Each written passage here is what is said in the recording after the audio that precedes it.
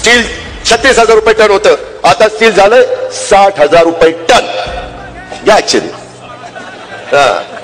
कमळाबाई घ्या कमळाबाई. सांगतो राव घड्याळ घड्याळ घड्याळ काय चाललंय मला तर काय कळतच नाही. त्याच्यामध्ये रेती 1,500 रुपये ब्रास्ती मिळायची, आता झाली 6,000 रुपये. घ्या कमळाबाई. त्याच्यामध्ये दुचाकी 50,000ला मिळायची, आता झाली 90,000ला. त्याच काय वाटतंय? गारगार वाटतंय. आता कसं वाटतंय? त्याच्यामध्ये गॅस सिलेंडर 350, महिला इथे एवढ्या बसल्यात, 350 सिलेंडर 1,050 झालं की नाही? तिप्पट वाढला.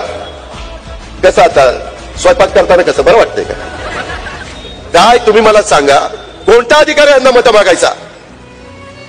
त्याच्याबद्दल बोला ना. बेरोजगारीच्या बद्दल मगाशी क्लिप दाखवली जयंत पाटलांनी.